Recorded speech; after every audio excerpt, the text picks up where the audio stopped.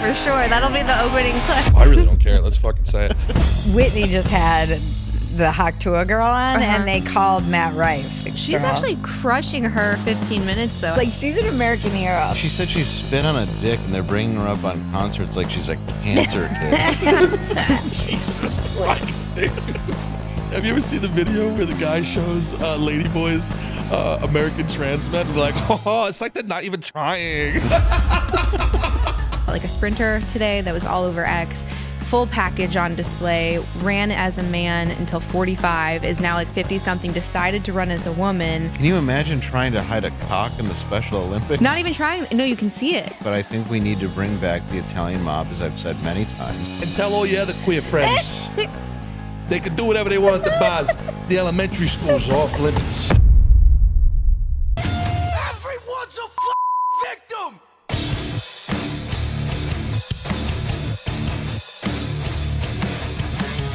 On this special episode. Was that on camera?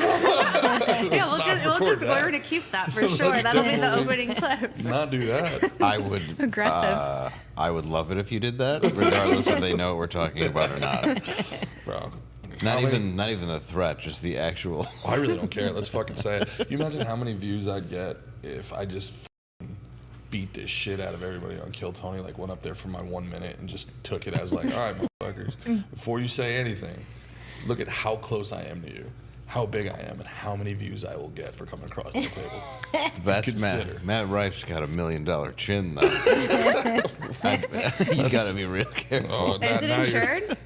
I'm sure it's gotta be $1 insured. million chin? Yeah, more than that. That's just in the executive cum that's fucking drawn onto it. Oh, I'm sure. Oh my god. I don't know. I'm gonna say I don't know anything about that. Do you find him pretty or Who? attractive, Matt Rife? You know what's funny is that I said Yes. that Dane Cook's. No, I don't. But I said Dane Cook's comedy sucked a long time ago on Twitter when I had like 200 followers. And then I had a naked Avi at the time, and so he retweeted it, and it was like how I got the beginning of my Twitter addiction. Because I got tons of followers from people. I was like, you know what? Your comedy sucks, asshole. How about that? And I was saying it in like a Rhode Island tone. I was like, aren't we massholes here? And it was like days of people telling me that bad grammar, all of his audience coming after me, telling me that I sucked. And one of those people. Giving you the double finger. One of those people is Matt Rife. Somebody Get out. pointed Oh, it really? out. Yeah. So on Matt his Rife- old Was it Twitter. Dane's Matt Rife stand? wanted to be Dane Cook? He said something like, I can't remember. I still have it. I still have the screenshot of the tweet because I saved all these screenshots, and someone's like, oh, look, that's Matt Rife's old Twitter account that apparently Wow. he's like blown Really? up. Yeah, and it's him talking shit to me, and I never even noticed it. It's hysterical. That's really funny. All my old stuff is just going to be me being a domestic terrorist. So, like, fuck. Well, that's interesting. So hey, to answer your question. manifest, you know? Like, fucking see it, dream it, be it. I met him. He was very nice every time I've met him. And then he also. I'm going to book you, Dave. I don't want to. What am I gonna do? Bury him? Different audiences, different fan bases. You going to flirt with him the whole time? Yeah. I have no interest. Yeah, just hey, what's up, buddy? Oh, you think you're good enough to be with me? Can I touch your abs? Is he TikTok famous? Is that the thing? He is well- Dane Cook is like definitely a parallel. Like he did with TikTok what Dane did with MySpace? for Oh, sure. interesting. Yeah, I worked with him at the Comedy Store like a year and a half ago, and I thought he was just a kid, and I didn't, whatever, just some open micer. And then he walked out, and there was like early 20s girls going ape shit, and I was like, oh, this is interesting. And then the other half were in Louder with Crowder shirts, so they were just like, obese. the two forces. It's like that picture in the ocean when, like, you know, where the fresh water meets the salt water. One's brown and one's clear. Yeah. We just followed him at me and Caroline were at Kansas City Funny Bone the weekend after he was there, and there was crazy stories. We were like kind of almost like bragging a little bit. We're like, you ever seen a meet and greet line this big? They were like, we had Matt Rife last weekend. I'm like, oh. They were like, women legitimately showed up without a ticket in wedding dresses. No way. Yes. See, I don't get it. I don't like my men pretty. Like he's like really pretty and like femme, and I just don't. I'm not attracted to men like that. I see it and I just. Did you see Whitney had him on her had Your the husband is a hot very tour pretty girl man. on? Not like that. Yeah, He's really? still, he has like a beard and he's not like that. He is pretty, but he's not like that pretty. He looks like Angelina Jolie. Yes. Yeah. Yes. Yeah. He really does. Nailed it. Yeah. Well, now I want to fuck Matt Rife. Well, I didn't It's say weird. This is like a sea of emotions. This I just never got said I awkward. didn't. Whitney just had the hot tour girl on, and they called Matt Rife. Oh yeah. And she was like, I am blushing right now because there's like all this chemistry between these two internet phenomenons. Yeah. And Haley was kind of like losing it. The hot tour She's girl. actually crushing her 15 minutes, though. I think she's doing a really good job. And some of the stuff that comes out of her mouth on podcasts, I'm like, that's gold. That's really gold. The first thing she said She's to using Matt charity. was like, She's doing a lot for charity too. Oh, She's yeah. helping save the dogs. Yeah. Yeah. Hey, look, man. Suck dick, get famous, save dogs. I'm all for it. Everything she did, I'm into. this is what I said about her. I was like, she's an American hero. Oh. We should be applauding that you can do this in America. What you could never do that in Fallujah. No. There's no way. She said she spit on a dick, and they're bringing her up on concerts like she's a cancer kid. Could never happen in Afghanistan, bud. No, that's God bless America. The good You gotta old think USA. it's pretty amazing. Couldn't even happen in France, I don't think. Definitely not anymore. Well, not in France. They're not impressed. Yeah. They're the ones that showed the World War II soldiers that came back here and were like, you know what French girls do? Yeah, it's called a French kiss. Yeah. Oh, there's all sorts of things you can do now that I've been over in France. Pierre showed me this. Yes. When More than just I was in laying the there. bunker. Well, I guess we should probably introduce the show that we're doing here at some point today. As you know, I'm the great Gerard Michaels. The great Gerard Michaels, that's trademarked. And this is going to be a kind of a crossover episode. It's not really a Canceled Weekly. Hi, Mickey. You're here with us in spirit. But the great Candace Horback of Chatting with Candace and me, we're like scissoring here. This is a scissor. Our schedules keep overlapping. It's so weird. Every time we're in Texas, we're here at the same time, and it's either Austin or Dallas, and it's not planned. It's so interesting. It is weird. Yeah. She doesn't know. He's got a tracker on me. Yeah. He's like one of those Apple trackers. Oh, weird. That's weird. It's strange you're here. You're just texting from a plane. Oh, you're going to Alaska? I'm going to Alaska. How crazy is It that? was cute how you're pretending you didn't know her how she liked her coffee in front of me. Yeah, I know, right? Well, I didn't know because you never know. Like Switch it it's up. like We're not predictable creatures. we're not. No. I mean That's true. You pretty much are, but like she's also a witch though. She's a bruja.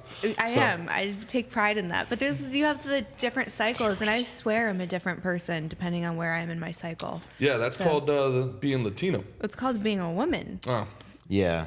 Yeah. Latino, No, I just think it's moody. moody. No offense. No, I don't take offense because I am. But I think like if you share that with your partner, it's gonna make everyone's life easier. So there was this. I feel like I'm clip. a different person every day. Well, like the phase that you're in. So there was this guy, and it was like it was adorable because he really had no idea what anything was when it came to like the female cycle. And he's like, so I asked this girl out on a date, and she said we couldn't because she was in her luteal phase.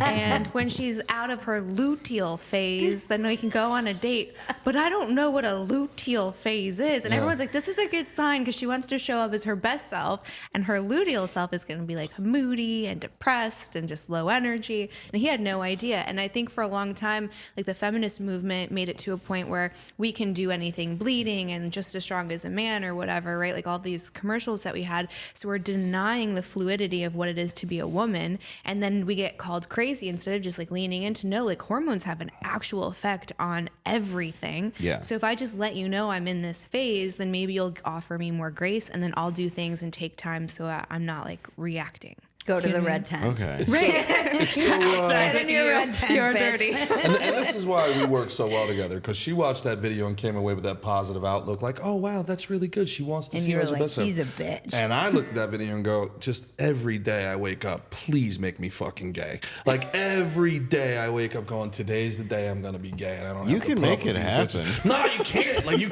can do gay things. You but gotta can't work be towards it. gay. Like I'm like, Exposure oh, Like the man. opposite of pray the gay Yeah, way. it's I'm like, oh, You ever been in a I'm Turkish staring prison? at Matt Rife pictures, like, just do something, man. Have you ever read- Just give me a little tingle or something. But I would just assume that, like, if somebody said that, I'd be like, so you have an STD or you're on the rag? What are you trying to say? Like, a guy's mind is so basic in that I'm surprised that we could even grasp that. Well, they're just finding out now about how hormones affect weight loss. Like in 2024, they're just starting to because they only really looked at weight loss with men, and so they applied it to women, and now they're like, oh, all these other hormones affect, and where you are in like. Whether you're perimenopause or postmenopause, it all affects how you lose weight. It's nice they finally geared it towards the people who are known for eating disorders and having body shaming problems. Well, the reason we got an idea for you too now. Yeah. That You're gaining weight. Have you ever thought maybe you're just a dude? Yeah. Here's some more testosterone. That'll help. You're losing hair from malnutrition and vomiting, and it's like, we did some extra research. We thought to help you. Dudes. So for those that don't know, the people that are been living under a rock, these are the siren sounds of our guests today. We are absolutely blessed to have two amazing guests. This is Dave Landau of Normal World on The Blaze and on YouTube, just headlined at the Mothership here in Austin, Texas. And on the same show was British. I keep saying British Phetasy. It's so hard for me not to say British. I said it 15 times. Bridget Phetasy. And also on the same show, you guys both crushed it. It was amazing. So this is the Chiron Don, where people will find them. This is also kind of a crossover because I have Dumpster Fire and he does Normal World, and it's like the crossover of our shows as well. This is like the fucking Transformers. What was that one where Captain Planet comes when the black, the queer, the Asian, they all put their hands in the middle. Yeah, and then they ruin the society. Yeah. Our powers combined, we can make cars unaffordable. We're gonna ruin a neighborhood. With our Captain Planet, he mines lithium. It's actually worse for the environment. Kids are doing it. If you're gonna have slavery, at least have slavery that helps carbon footprints, right, guys? Yeah, that's what I've always said. We're helping things. That's why you don't turn on the radiator they're handcuffed to. That's just the Ladyboys. Save some energy. Yeah, that's just the Ladyboys. That's just the ones that are taken. Anyway, going on. Sorry. So wait, I got to tell a story. I was with Dave. About a ladyboy? I was with Dave. The ones that are taken. Where are we going with this? I was with Dave. He's talking about Matt Rife, and we're tag teaming a Ladyboy. He's trying to dip his toe into the pond. Have you ever seen the video where the guy shows Ladyboy's American trans men and they're like, oh, it's like they're not even trying. So I was with Dave in Jacksonville. And the Jacksonville Comedy Zone, it's a great club, and it's in a Ramada. Yeah. And I don't know, there's still like a lot of Katrina families that live there or something. I don't know. Yes. And he's on stage, and it's so loud. There's a cookout going on around the pool, and there's just kids screaming. And in one of his awkward silences, when people are trying to find whether or not they should laugh or call the cops on one of his jokes, a kid starts screaming, and he just out of nowhere, and this is during the opening weekend of the movie, he goes, oh, that's just the sound of freedom. And in the back of the room, we were like, what? He goes, it's better if we don't ask. I'm like, oh my God almighty. This is the most but the timing of it, with these kids screaming in the back. Because it was like painful screaming. How do you get your brain to be so quick and pull? He's a it's genius. a superpower to me. Thank It you. really Trauma is. or It's trauma. Oh, yeah.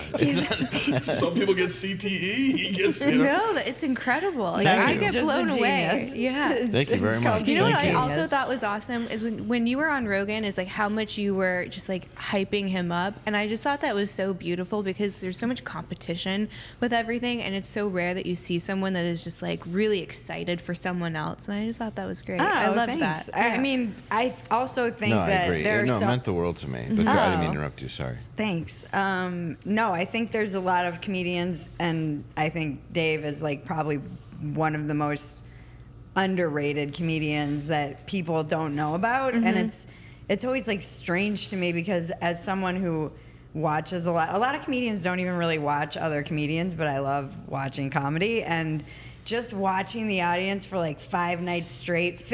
I love being up in those balconies at Mothership because you can see the audience like physically doubling over. You know, I've seen a lot of comedians perform there, and it's like people laugh, but to see them physically reacting with their whole body, that is like, it is a gift. It's truly what you give those people other than shock and awe.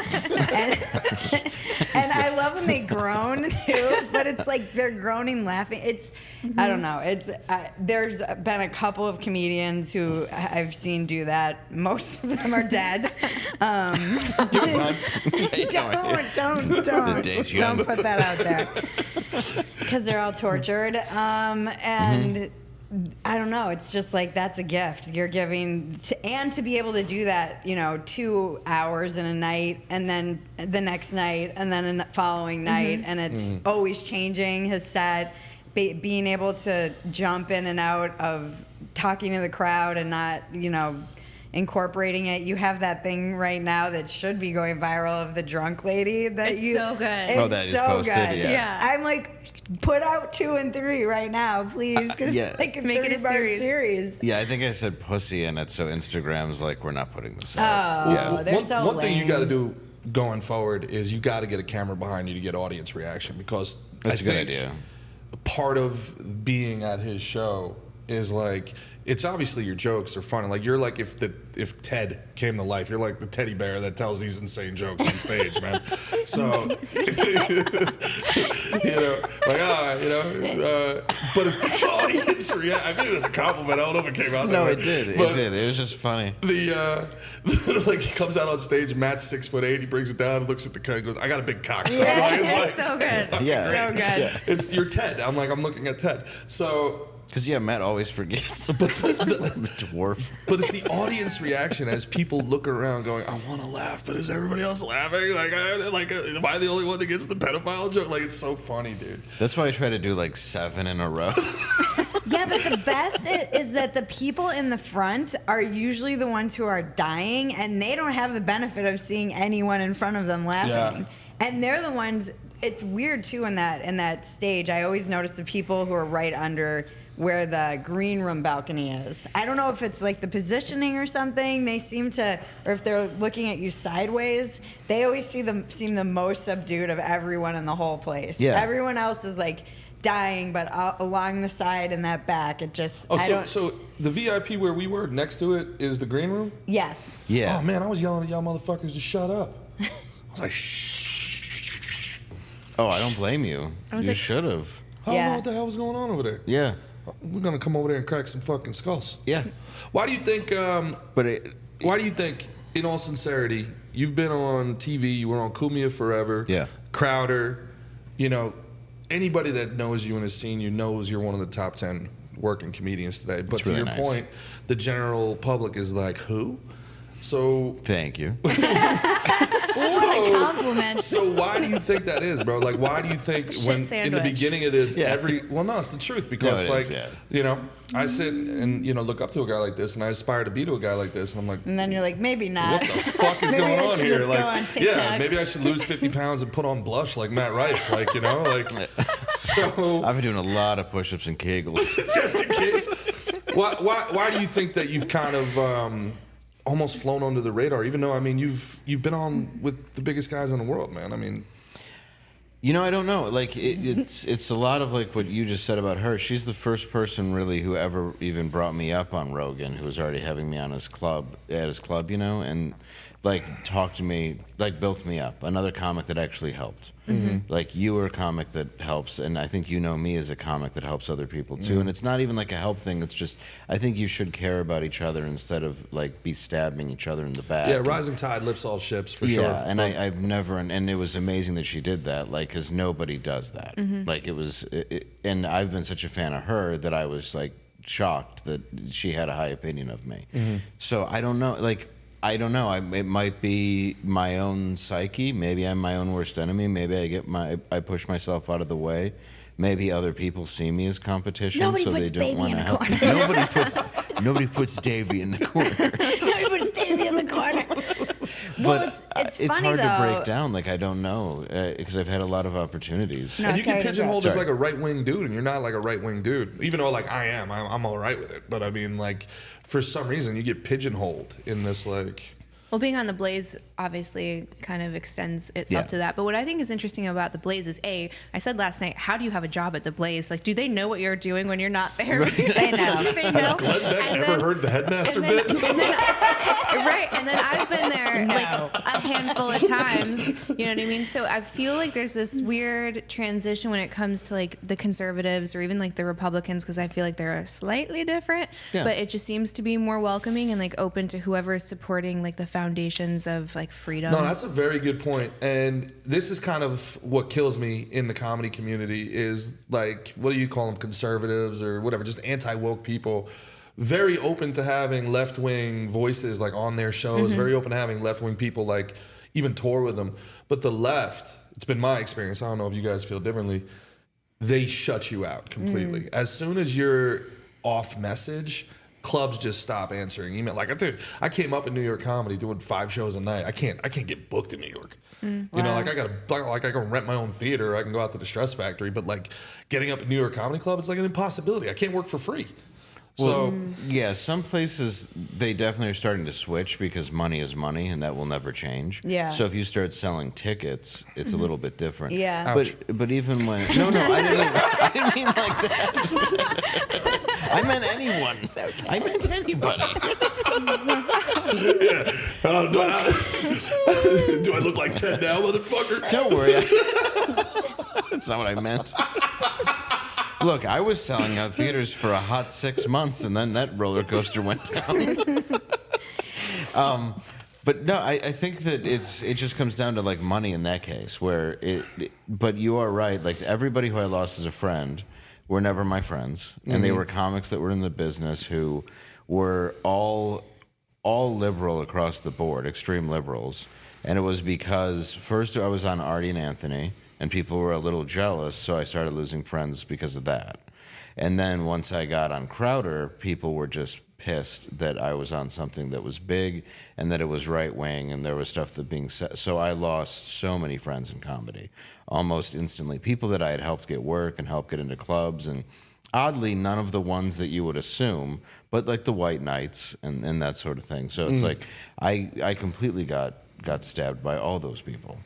And like so it's hard to say like if I'm even conservative or left wing. I feel like I have a lot of liberal ideology as well as right wing ideology, but I'm not supported by that part of the community, and there's the insecurity of that part of the community as well, where I just don't think a lot of people will help you. Yeah, I think you're a '90s Democrat, which is a 2024 Nazi. Yes. So That's what. That's where I land. that's where you're at. A couple Nazis over here. It's funny too, like there's always this talk about how like women are very competitive and women in the comedy are competitive, and I'm like, men are too. Oh, yeah. I mean, they're just a little bit shadier In about fairness, it. though, most men in comedy are women. They're in their feminine, I would say. Yeah. You know, it should be a team sport, but it's like a lot of individuals, and it's not the things even necessarily that they say in front of your face or in the green room. It's what they do after, you know. And I really don't, for the most part, I don't really enjoy the quote unquote comedy community. I like comedy in that I get to do cool stuff like this, and that it affords me the opportunity. But comedy is very much like a chore to me. It's like something I have to do the things that I actually want to do. I will say though, Austin, because I was in LA. And then I had a similar experience to Davey in the corner over there. That's me. But it was different because I was at Playboy, and I wrote this column right after Trump got elected that Donald Trump is already making America great again. I was still shilling for the left in this column, but just the headline alone, it was right after the inauguration. It was too soon. It was 2016, and I lost a lot of friends. It's still. And people in comedy, and one of the things I was talking about last night is that I'm mad at myself because I allowed it to kind of scare me off stage. I didn't want to be around like people who I loved and supported and I thought were my friends were unfollowing me or blocking me, and I'm like, I see you in green rooms. It was hurtful, and I didn't know how to handle it at all because I was like, I thought comedy just was like we were in the trenches together. So I was mistaken in thinking that that was something that united us all, and I also just assumed that we were working for the joke. Like I didn't think that there was anything, not like some ideology that we needed to push. So that was unsettling to me. And it changed, right? I mean, I think you're really onto something there too. If I had started comedy 3 years later, I would have quit immediately. Like something happened in 2015 with the Trump campaign that just broke comedians' brains. Yeah, and at that point I was only like 4 years in. It broke people in 5 years. LA. 5 years in. And your Twitter is phenomenal. Your Twitter is Thank you. Oh, yeah, she's great. Yeah, unbelievably good. Yeah. But there's something, and I kind of felt the same way. And I saw, well, since we're name dropping all over this episode, there was Andrew. I had just gotten passed at a club, and Andrew Schultz he wasn't Andrew Schultz yet, but he was a house comedian, right? So there's this thing called, getting passed in a club. It's not really a thing anymore. But I am the only non-comedian here. Yeah. Okay. It's like, my art form is different. You know how you like to say, like, I'm a contract girl? Yeah. That's what getting passed in a club is. It's like, no. I'm one of the past comedians here. Okay. Like, I get booked, Yeah. So You get paid. Yeah, it used to be like, You get paid. yeah, $25 a set. But yeah. They're But like, it's like, excuse me, those chairs are mine. I'm getting $25 for this set. Yeah. it's a whole knighting process. You pass an audition, you get on your knees, the club comes up and taps you on your shoulders, and Parking was 80. I'm doing 4 sets a night for $25 and drinking $250 worth of booze. Yeah. Are we talking about the Comedy Store? That's basically what it was. Yeah. So when you're like a past comic, you're doing multiple shows at the club, so you're like hanging out in the green room, right? And then this booker comes in. First of all, Me Too changed everything in New York. Like every booker became a blue-haired woman overnight. Well, because all the bookers were fucking Me Too. Well, there is something to it. that's- When I first started in comedy, like, it was a party. Me It Too was a changed it frat all. house, man. Yeah. You couldn't rape anybody anymore. You couldn't make any girl suck your dick for stage time after that. That whole power This is shift. bullshit. That's why I'm not we used to be anywhere. a proper country, guys. Look what You they've used to done have to to us. suck a man's dick to get on stage. What happened Yeah. to this America? Now you got We're to done work. talking about Matt Rife. All right, so Now you got to work for it. What a. but there was the point I'm making, guys. What happened to the America that I know and love with a woman? What happened to Get on America? her knees for anything. What Look happened what they've done to us. We shall overcome. Where's the land I knew as a boy, where you could suck a dick for fame? Now you just have to allude to spitting on one and you can have Now a you're name. famous. Now you're famous. Meanwhile, Corey Haim's sitting in an early grave. Jesus Christ, dude. Sorry. I'll be over. I'll stay in my corner. Maybe we did find out why you're still in that corner. Yeah, there's too much darkness. The point I'm trying to make is that it was a lot of fun in the beginning, and it didn't really matter whether you were liberal, conservative. It just like you were Raping, not funny. raping. Yeah, it didn't matter if you were. And the only way two Corys can keep a secret is if both of them are dead. Jesus Christ. Still got one running around He's just out blabbing. and he's choreographing around with Limp Bizkit. You got to get Corey Feldman on normal. You have to get I normal. went to his concert in hopes of getting him because he was going to do it, but then he backed out. That's what happened with me wow. too. Really? We Yeah. talked for a minute. You were and- supposed to do Corey Feldman? Yeah, I have him on mine. Yeah, Really? Yep. and then he just ghosted. So we showed up, and I dressed as him in Lost Boys with the do-rag and with the Rambo bandana, and Angela dressed like an angel, and Garrett dressed like him in the Burbs, and we showed up, and we were doing everything we could to get his attention. And then watching the show, I felt very bad for him. Did you not think of dressing as Michael Jackson and just having him come to you? I thought about just putting a halo over my head and looking enough like Corey, the other Corey, that he would think that it was him. You could have dressed like Charlie Sheen and had him run into a trap. And Oh, then that's caught him. true. If I just dressed up like a tub of Crisco. You just dress up like a thing of KY and Harvey Weinstein's couch at the Four Stevens. Four Stevens was the name of the producers. The Four Seasons was the hotel. No, we went because I seriously want to interview him because I loved him as a kid. Like Stand By Me, I watched with Everybody my son. loved him as a kid. That was the Well, problem. yeah, I mean, that's the problem. You know, Cherry Pie, that song, it's written about his asshole. Why does this keep coming up on every podcast I'm on with you? What the fuck? I just wanted to use it again. What was it like working at Playboy? Wait, she was making a point. I lost my point. I'm sorry. If I don't know where it interrupted. was. Yeah, I got lost in all of that. Oh, she wasn't a. He was oh, it explaining passing. about Passing. bookers and getting passed. Just being passed at a club and you can go in there as a regular. And then Oh, they yeah. can I was just kinda- basically saying that, like, They let you in the back door, like the Corey Haim door. I'm sorry. You just keep coming. so that's the problem. They won't stop coming. Look at her now. She's a Stop. comedian. Doesn't stop. That's what Corey Am I is. They passed? just Am I keep coming. See, this is what I need. I You're need somebody to past jump on that. Like, You I'm not didn't even the have only to weirdo in suck the a room. Well, not for that. Yeah, I mean, why even close the door? Just keep it.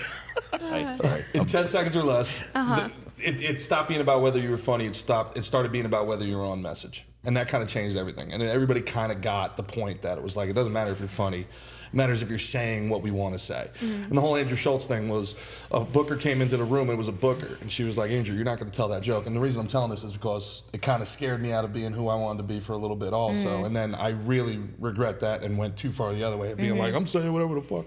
Andrew sat there. And he goes, yo, are you a comedian or are you a booker? Like, if you want to tell your jokes, you go on stage. And she's like, Andrew, I will not book you here if you tell that joke, that Trump joke. And he goes up, and he wasn't Andrew Schultz. He was just a guy. Yeah. And he sat on the stool and looked over in this tight little room and was like, y'all see that fat bitch with the blue hair over there? She says y'all can't handle a Trump joke. Is that true? And then you could like feel the heat radiating. She was like Chernobyl. You're like, oh, this thing's about to blow. And the joke was like kind of an innocuous joke. It was very funny. It was something to the effect of like, I don't want Donald Trump to be president, but I don't want Donald Trump to ever not run for president. He's the funny. Like, we need to make him run for mayor, run for governor, just line people up and let this dude roast, right? And it was a funny joke in the room with Platt, and he like looked at her and she like stormed out of the room. And this was like 2015, and I was like, this is fucking weird. Yeah. Like, this is a weird thing Yeah. to like throw a fit over. Yeah, I feel that is like something I regret, is just letting it kind of scare me off stage. Although again, it's like that gay, everything happens for a reason. It forced me at the same time. My audience online was growing, and I was like, well, just focus on this, it freed me from waiting tables, which I was doing at the time, and I stopped getting up as much, and I started doing dumpster fire in my garage. And then 2019, like through all of 2019, and then 2020 came, so I was already set up for the pandemic. And had I been waiting tables and grinding and like still doing comedy, I would have been completely fucked.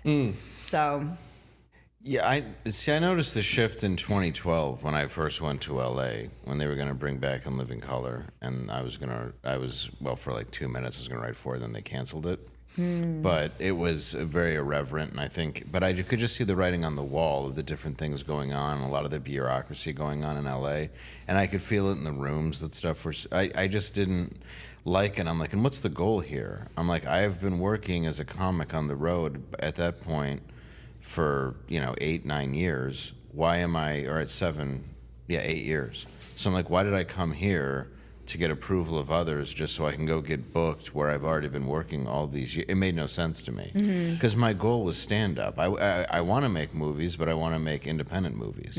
I don't want to work with studios. I don't want to. I mean, I would. Don't get me wrong, but it's like I wanted an in. That's why I was there. Sure, yeah. But then getting the other approval of comics, I'm like, I'm sober. I can't go to this place every night. yeah, and hang that's out the with other all these thing, the people. hanging out to like get time. Networking. Yeah. And it just wasn't worth it to me. So like I'd go to a couple clubs and do time, but the whole time I'm just trying to now get booked on the road because I rented an apartment. Yeah. So I'm like, all right, I got to keep making money. So it's always just been about doing stand up to me, that I never really was trying to seek the approval of like these cliques. When did you think that for the longest time, I felt like comedy was about pushing boundaries. And then somewhere it changed to becoming about staying within the boundaries, right? And you take people that are like, there's people that have never even told a joke, they just mimic on TikTok, and they're hosting late night. They've never actually said a word.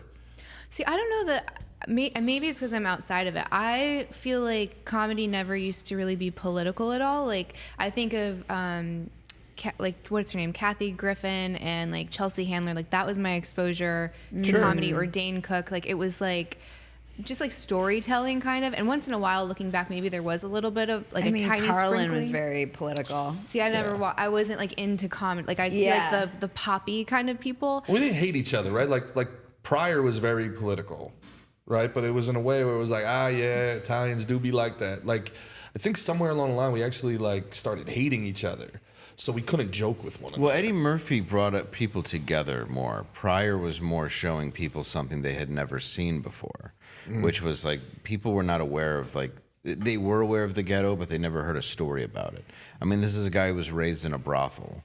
This is a guy who was a crack addict, and it's like you didn't hear that ever before of somebody being that open. I mean, besides maybe Dick Gregory, but he was way more hidden than Pryor, you know. And Red Fox, but Red Fox was street jokes. He was funny, but they were just dirty jokes. But I mean, Pryor was saying like things about where he came from, what his addictions were, all like that's why he's so well regarded, is because it shifted into making it vulnerable and personal, which had never been done before. And I think there is a political aspect to that, because you're seeing a side of like poverty and things that you didn't really, and at least white America at the time, for the most part, wasn't really paying attention to. Yeah, but Candace, you make a great point, because the true art form is like saying something, making a statement, but in a way that's so entertaining or appealing that you don't really realize the statement is being made. Well, there's also I didn't feel the attitude that I was being talked at or being infantilized, where it was like, I know the way to think and the way to live, and this is the way to do it, so let me preach for an hour on this stage. It was more just like, again, like storytelling, where now I feel like I can't watch any sitcoms because like there's an agenda that's being pushed so heavily. And I remember it was like right after COVID, like 21 or something, and every show I was watching I had to just abandon because it was just like they were laying it on so thick. Oh, even God, the commercials. what was it? So Brooklyn thick. Nine-Nine. What? Oh, yeah. The end of that series, I was like, oh my God. It was crazy. It was such a funny show. And then like all of the BLM and 2020 happened, and they had their show about cops, and there's like 8 cab vans outside, and they did not know how to deal with it at all. And it was just like, talk about breaking your ankle on the dismount. It was just, holy shit. It became unwatchable. You were like, wow, you guys really don't know how to deal with Reno this, 911, do you? same thing. The Reno 911, which the is one of the greatest shows of all original was time. the So best. good. Yeah, and then the remake was like, and almost abusive, like it was a war crime. Like they should have been tried. Whoever the writers were should have been tried for social injustice. And Thomas Lennon and I'm forgetting the other guy's name. They wrote a book called How to Make Movies for Fun and Profit, with fun crossed out, and it's all about how they wrote 17 again, whatever. It's like how to take a very hacky idea, write it into a movie, and sell it to Hollywood. That's the whole point of the book, and that way you can also make a Reno 911 and do whatever you want. But it's like how to play the game both ways. It's a great book. So it's fascinating because it's like, but then you took the thing that was art and for you that you thought was funny and kind of started pushing it towards what those people wanted to get it back on. And that's, I don't know, that's kind of depressing. I don't think you should have to push a line either. I think if your natural voice, like when I'm on stage, I'm just being me. So whatever you see, that's who I am, and I hope that comes off that way. You know, like that's just me being funny. I'm not trying to push an audience. I'm not trying to be edgy. I'm not trying to not be edgy. I'm not trying to be clean. I'm not trying to be dirty. Like, I think the problem is people now think like, oh, I have to be shock. I have to be edgy. I have to be, you know, or I have to be squeaky clean and try to be Nate Bargatze, and you're not that. But you see a lot of people just trying to be shock, and I think that is also a problem because the pendulum swinging, it's overcorrecting the wokeness. Right. You know, where it's like, we don't need it where it's like that all the time. Like, you should be true to your own voice. That's, like you said, when it's everything telling you how you should think. And also, with stand-up, you should never tell people how to think. No. Like, your whole thing is like, you're a piece of shit and they're supposed to morons. relate to you. None of Right. us graduated from college. No, I barely got out of high school. Yeah. I'm still trying to figure out how I did. I have it best in 8th grade education. So it's like I don't stand on stage and preach about how you should feel. And I'm in recovery. Like, what am I? That's why when people watch Dumpster Fire, I'm like, I'm not gonna sit here and tell you how to vote. I know a lot of people want to be affirmed and they want to know that their beliefs, this is like how it works. The confirmation bias is just like, I want to know that I'm thinking correctly. I want to feel like I'm right. And I'm like, I'm a moron. You guys do what's best for your family. I don't care how you vote. And that's a controversial thing to say now. People will be like, oh, little Miss Captain of the fence riding team or whatever. And I'm like, I don't care. I'm not riding the fence. I'm just being honest. Captain of the fence riding team. I like that. That's going to be my t-shirt. Well, people say that to Ned me. Furnace that one into my next. Well, people say that to me too, like, "Oh, you ride the fence too much," and it's like, no, because I have issue-to-issue opinions about what affects me. Sure. And I don't judge people based on what they do. Like, I've made too many mistakes in my life to look at other people and be like, you know what, you should get it together. Have you ever driven a burning car down a freeway backwards because you were drunk off your ass? No, David, I don't think I have. Most people haven't. So it's hard for them to be like, no, Dave, tell me, what are all the secrets of how to win at life? This is the thing. Most Americans are not tuning into this stuff they want to laugh. They want to just. Yeah. That's what it was a weird. Yeah, I think there's so many forces at play talking about all of these things, because the other thing that's happened that I've been contemplating a lot is, and I contemplated this when we had this meeting with these guys who are going to do shorts for us, because they're like, oh, Dumpster Fire is good, but you need to package it differently in TikTok shorts. And we had a meeting with these young Gen Z kids from Senegal, and the look on this kid's face when he's like, what's your strategy? What's your brand? And I was like, I don't know what you're talking about. He was like, wow, how do you even have a fucking business?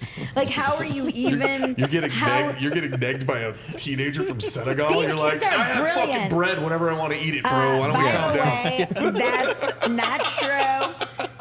I'm going to defend these kids because, first of all, they speak because you're a white girl. I get it. No, because they speak like 4 languages, and he's like a genius, and they are like wonderkins, but they came up with, you are a personal brand, and you need a strategy. They view the world that way. I came up in the 90s where it was like, fuck you, we're not selling out, we're making art. Yeah. Totally. And I still have that like factory setting in me. I love that, because I mean point. that's where it really comes from. At the end of the day, we're all kind of like class clowns and outlaws, right? Like that's what this is. It's like, oh, We're you clowns. don't want me to say this? Okay, I'm definitely not going to say it. But the money comes in, and activism. I think this maybe back to your point. Activism is meant to be taken very seriously by nature. Comedy is not meant to be taken seriously by nature. So when people are taking activism and trying to pass it off as comedy, you're doing both poorly. And that's like Saturday Night Live for the last decade, right? So it's tragedy. It's activism with a laugh track. It's horrible activism and it's horrible comedy. You felt Jim Carrey as Joe Biden being high energy and playing electric guitar was not You didn't like Hillary Clinton playing the piano? The night comedy died? Yeah. Oh my God. And I like Kate McKinnon, but I was watching that and I'm like, this isn't real, right? No, I thought it was parody, and then I was like, oh God, this is real. Yeah, at the end when I realized. I still watch it sometimes just to laugh. Yeah, because it was the day that it they was thought. insane. I just can't imagine Lorne Michaels, who's been in his office doing coke with Belushi, just like, you're gonna what? All right, you're gonna play. I'm just gonna play Hallelujah on the piano. Go do some Leonard Cohen. That's the cold open. But what's funny looking And I at it mean now is cold, that I showed it to somebody a boomer who didn't know that they did that, and they were like, is she singing Hallelujah because he won? I'm like, it could be perceived that way. Yeah, right? But that's true. that's not actually what was happening here. Yeah. That is true. It's a weird song to pick. If it was more energy behind it, they would have been like, wow, they're really celebrating Trump's presidency. Yeah. It's, and at that level, I just don't get it, right? Because you're making so much money, like why? But at the low levels where you got to make money, there's scripts that I get that are like, own the libs. And I'm like, I don't want to do this. This is not funny. And I was like, if you just let us be funny, people will be like, oh, those guys are cool, and we'll win the culture war that way.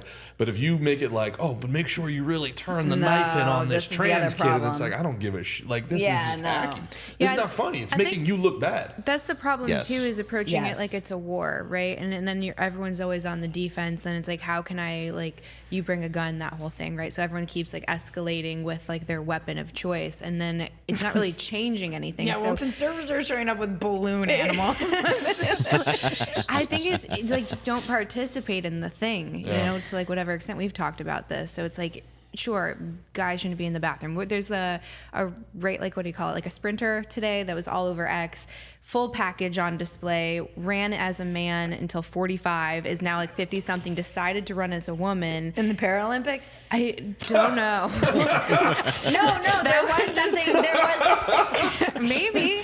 No, there was. That's the final call on it. If it was today, right? I guess maybe. I don't know. I don't care that you identify as a woman. I care that you identify as not having legs. No, I might have the name on me. Hold on a second. No, there was something I was reading about someone doing this in the Paralympics, and I was like, really? Even the Paralympics? Oh, like, really? you can't. Yeah, and then J.K. Rowling. Yeah, where is it? Petrillo. Can you imagine trying to hide a cock in the Special Olympics? Not even trying. No, you can see it. It's just there. It's just there, like clearly shaped. Really? And then no one's even mad, and Corey I just Feldman don't biathlon. understand it. Right. And so I guess my point is, like, instead of fighting it and just being outraged, just like, don't sit down, don't participate. You run by yourself, you asshole, right? You're competing against yourself. That's a hard one, though, man. Like, if you're Riley Gaines and you've been working your whole life towards this moment, that's a very tough one. It's a very hard one. Like, on a certain level, I almost think, I wish comedians But if would... everyone sat down, though, there would be no race. And then there'd be no choice but to pull this person out of the pool, is my point. So instead of, like, going to your keyboard Or and, like, hold making them it this in the thing, pool. just like... Yeah, but it's not. That's not even. I disagree. I Couldn't push hold back Leah on down. that because it shouldn't be up to the girls. Because the women that I've interviewed on, from who, like, not Riley, but Paula, I had her on my podcast, and they all keep waiting for the adults to show up and say, "Oh no, this has gone too far," and nobody ever does, Which is wild. And I think the same thing happened at the Olympics. You hear from people who are competing, and they're like, "We just thought eventually, like, somebody would be like, no, men can't, box women," and nobody does. So I don't feel, it doesn't feel fair again to, like, put it on these women who have worked so hard to be the ones. I mean, I think it is going to fall to them. Right, but exactly. I don't, and unfortunately they're going to lose out on medals and all these things, but it doesn't feel fair that should fall on them to me. It's not fair, but, like, you can't wait for someone else to rescue you at the same point. And Well, all these dads, like, what the heck are you doing with your daughter in a changing room and you're just letting this happen? They don't want to lose their That's job Well, that's because the thing, somebody right? goes after them online and puts a Facebook post up that this guy's a bigot. Which, in a weird way, is the fault of the right, because, like, hey, if these guys had union gigs like my grandfather did, they could say whatever the hell they wanted to say, and I ain't gonna lose my job. Like, there's no confidence you can have in the world like a 1960s grandfather that's got a job for life and a pension, and they'll just, like, let that hard R fly, dude. Like, I agree. I think that's something, obviously there are bad issues with unions at some point, but I think we need to bring back the Italian mob, as I've said many times, and it should be involved in probably every sport. Trust me, it'll they be got a little greedy. The problem is But they if got the a little mob too was running greedy. things, But you think too with Hoffa, they're like, you still can't find him, can you? That should be a learning lesson. A learning Well, lesson. there was a guy. So my sister lived in South. Where was she in Boston? She was somewhere in Boston, and there was some guy going around doing something, and then they Uncle didn't. Whitey. They didn't go to the cops. They told, like, the local pizza guy, and then he just disappeared. The guy who was doing this. So they did. They would, like, often in their neighborhood go to the mob before they even went to the cops. You didn't hear a lot of drag queen story time at the elementary school back when the Gambinos had It's weird because it's like had a presence in the community. Can Did you you? imagine? Just Hey, you're not gonna go inside and talk to the kids, right? Hey, I heard this thing. You're gonna. Hey, Sammy, is that a guy in a dress there? What are you doing? You Let gonna me tell you something. We all make mistakes. How about you turn around, go home, I got a funny story. and tell all your other queer friends they can do whatever they want at the bars. The elementary school's off limits. As he's reading, you just see two wops just laying down plastic. That'd be a funny sketch.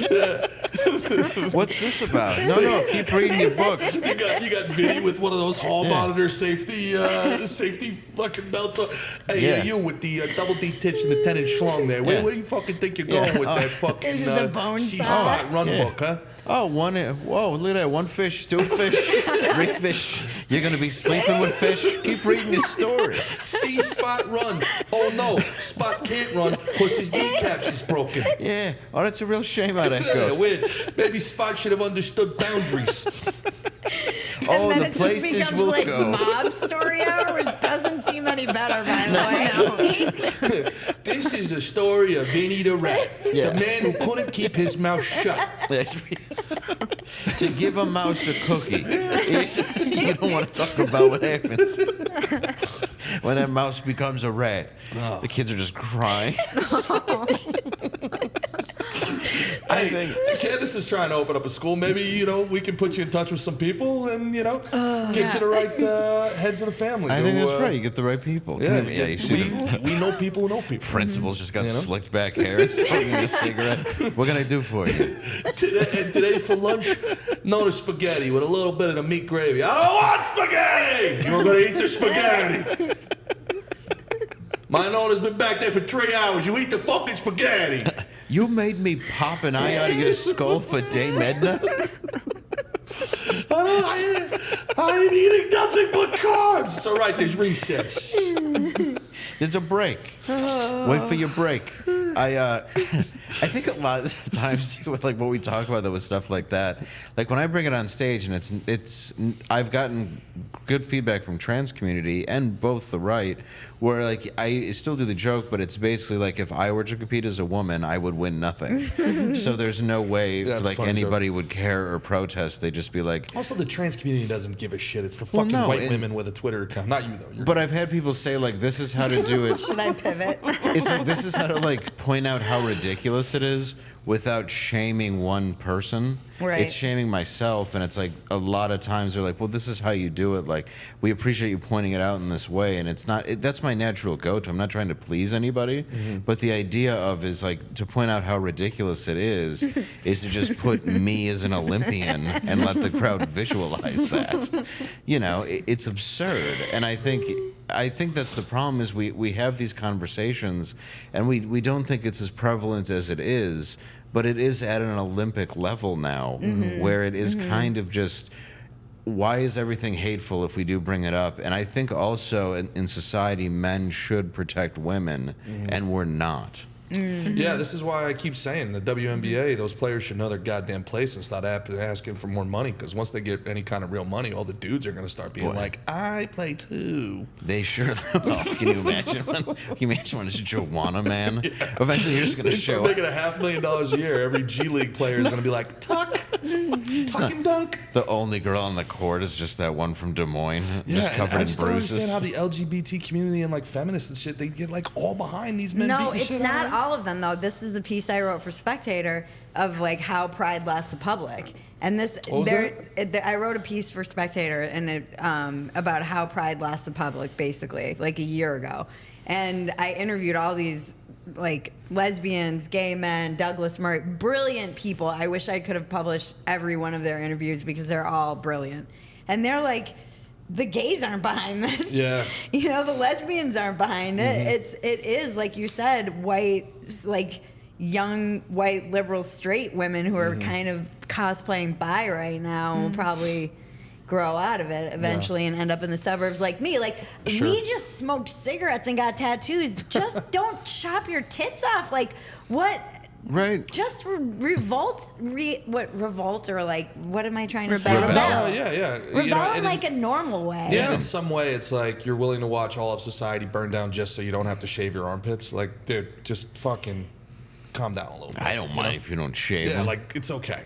I don't fucking care, dude. Like, I don't know why I threw that it's in. just like, fuck the patriarchy. So everything that's ever happened Well, the that built the patriarchy's greatest taken over. civilization the world has ever known has got to just fucking be destroyed. Because, why? Because I don't think you hate it's your that. dad? I don't think it's that. So everyone talks about the patriarchy, and then you have to say, well, what would you replace it with? So are you replacing with something that's like more cohesive and like working together and symbiotic, or are you saying that the matriarchy is going to inherently be better? And like some people have that perspective, so it is like to tear it down. But I think anytime you're saying like only one polarity is supposed to be in charge, I think that's where things get in a mess. Because as much as I hate that word being overused all of the time, there was definitely a case for a lot of revision You know what I mean? Like there was definitely too much power in a lot of places, and like women not having choices. We couldn't wear pants. We couldn't send mail. When they first launched Post, like the Post, they were like, we can't do this because the stay-at-home moms are going to start having affairs. And they're going to start writing to their lovers. And they did. And they did, yeah, they did. Right? Yeah. Some of them, yeah. But it's like there definitely was room for revision. So it's like, don't knock the whole thing down, but how do you work together to make something better? But it's definitely not getting rid of all the men and putting just women in place. They're they're redefining all these things constantly. Like the patriarchy was like, okay, male-dominated politics. Women can't vote. These all things, right? Now the patriarchy is... It includes capitalism. It includes Western civilization. It is because like, that is masculine. But it's also this intersectionality. It doesn't mean so patriarchy. If you're using it the right way, I don't think it necessarily is bad. To me, when I hear that, it's just like male dominated or it's like driven with masculinity. So that doesn't mean that that's wrong. Like you need discipline and you need goals and you need to be able to like climb and And those are considered masculine. Yeah, things? for sure. Yeah, if you go into the more spiritual perspective of like divine feminine, divine masculine, or those energies, like what a woman is, it's like that fluidity, that softness, that openness, and the man is like driven. So they say that men have to act on something to make it happen, and women tend to be more magnetic. So we actually attract things. So we don't have to work as hard technically to get things. It's more effective for us not to be so rigid. It actually works against us as women. And men, yeah, loosen up, baby. And then for men, it works better to be disciplined. And it's like it's this weird lie that we're the same and we're supposed to achieve success the same way or see the world the same way. Yeah. Well, I don't think we're supposed to. No, we're not. We're not. So I mean, like the patriarchy is not bad and being a woman's not bad, but it's like no, right? And I think that's why it's a combination of. It's why we both exist. It's why we raise children. It's why men have certain responsibilities. Yeah, and that being said, if we just stop women voting for like 2 years, we could fix this pretty good, right? Everybody agrees? I don't think women really vote. I just do what my husband says. Yeah. The funny thing with the women voting thing goes back. We just get our ballots at home, and I fill hers out for her. Yeah, stay back. That's my husband doesn't even let me see the ballot. She's still fucking hung up next to the radiator. So you change your mind though with my household because I've voted for Trump 3 times now because we had to vote for him to be on the ticket in North Carolina, and my husband was in Camp RFK, and now that RFK endorsed Trump, he's looking at me and he's like, God damn it. All roads lead to Trump, baby. Yeah. It's really funny, actually. You're like, I was withholding sex until my husband did vote for Trump. Show me that masculinity, that toxic masculinity. Well, I joke, obviously, women should be allowed to vote. Sorry, sisters. It does go back to like Greece. Back in the day. We didn't think you weren't joking until right now. And now we have questions. This is like when I got the BLM Women can emails. also withhold sex. Not for long. I can be like, honey, I'm going to withhold sex until you vote for Trump. And then 4 years later. She's like, oh, you were withholding? Yeah, I'm like, yeah. That's not true, though, either. I mean, maybe it's different points in marriage, but I would be like, I'm voting for Trump. If my husband said that for like a week, I'd be like, I'm voting for Trump. Oh, good for you.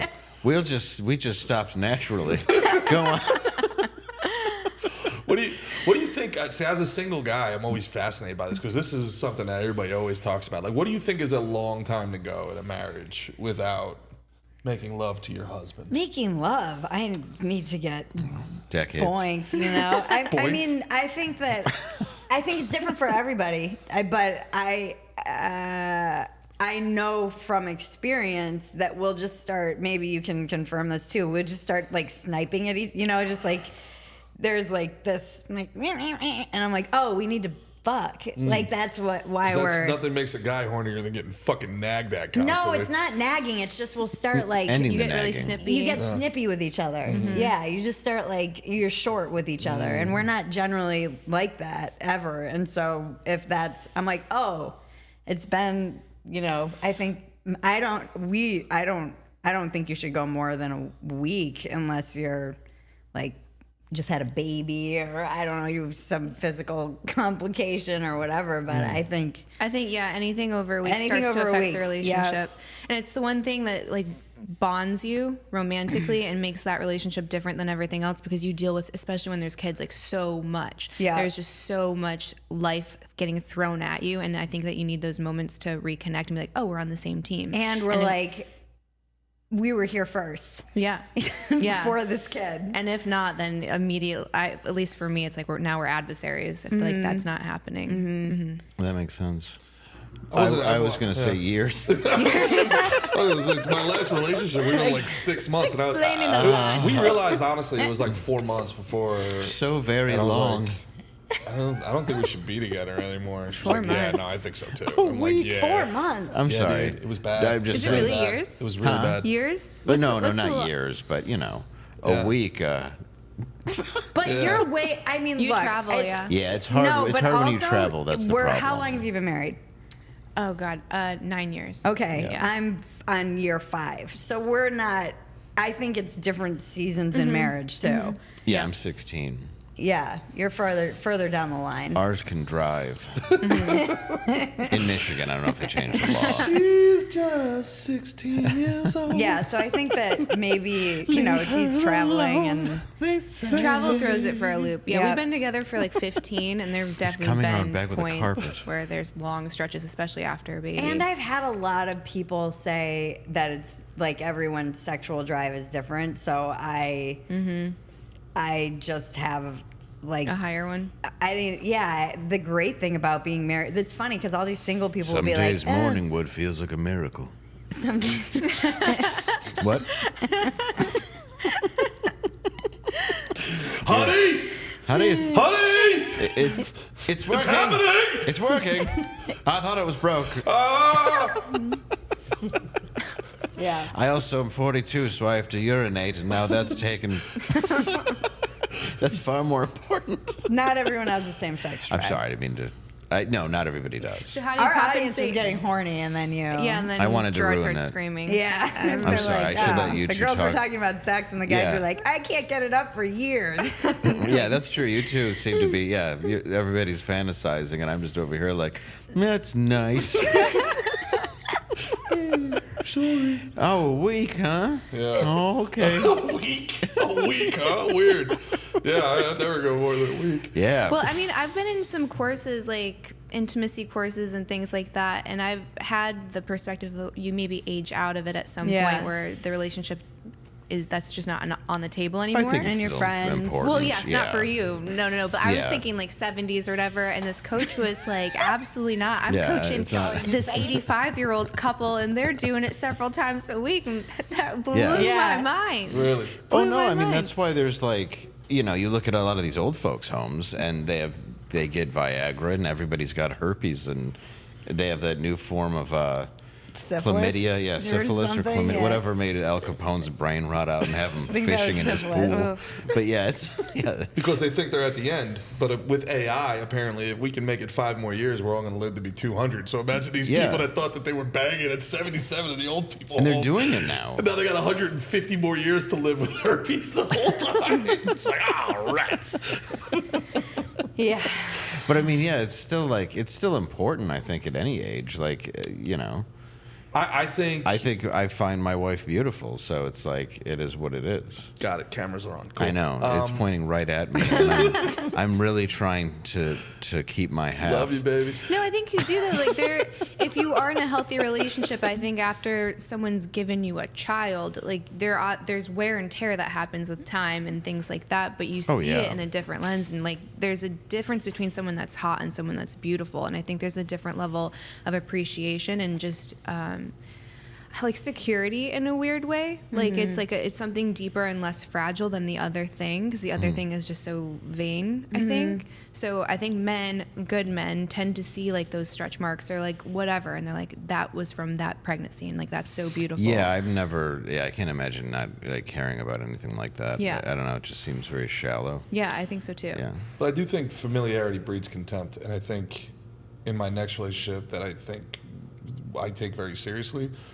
we should each have our own rooms and our own beds. Some people can't sleep together. Yeah, and I think there's like, you lose a little bit of that kind of like, that raw animal sexuality when it's like, all right, move over, I gotta piss. You know, like some people love that stuff.